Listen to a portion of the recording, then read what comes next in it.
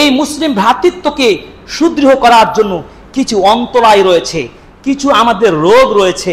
এই রোগগুলোর আমাদের আইডেন্টিফাই করে দূর করতে হবে। যদি দূর করতে পারি কিন্তু আমাদের সুদৃঢ় ঐক্য, আল্লাহর এই আহ্বান কিন্তু আমরা প্রতিষ্ঠা করতে পারবো। সেই প্রসঙ্গে ৬৭০৬ সহিহ মুসলিমের হাদিস, লম্বা একটি হাদিস।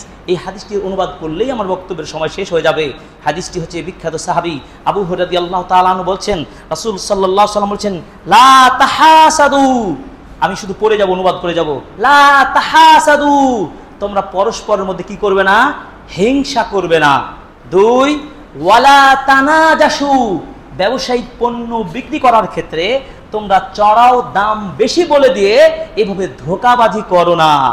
ওয়ালা তাবাগাদু, তোমরা পরস্পরের মধ্যে রাগ, শত্রুতা, বিদ্বেষ সৃষ্টি করো না, শত্রুতা তোমরা সৃষ্টি করো না। ৩, ৪, ওয়ালা তাদাবারু, একে অপরের প্রতি তুচ্ছ তাচ্ছিল্য করে কাউকে পৃষ্ঠ প্রদর্শন করে চলে যাবে না, দাম্ভিকতা দেখাবে না। আমি বড় গাড়িওয়ালা, বড় বাড়িওয়ালা, ওর পিছনে তাকানোর সুযোগ নেই। এই চেতনাবাদ দিতে হবে।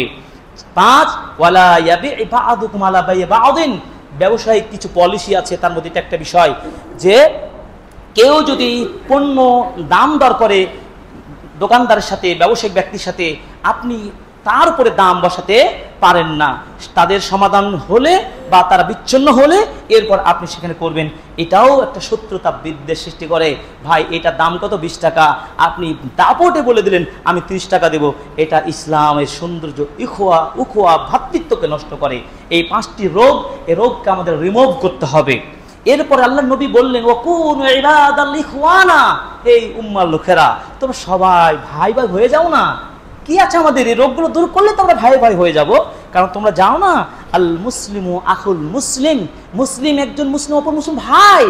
লা ইয়াযলিমুহু ওয়ালা ইয়াহকিরুহু ওয়ালা ইয়াখযুলুহু, মুসলিম যদি হয়ে থাকো কখনো একজন মুসলিম অপর মুসলিমের প্রতি জুলুম করতে পারে না, তাকে অপমান করতে পারে না, তাকে খাটো করে দেখতেও পারে না, এটি করতে পারে না।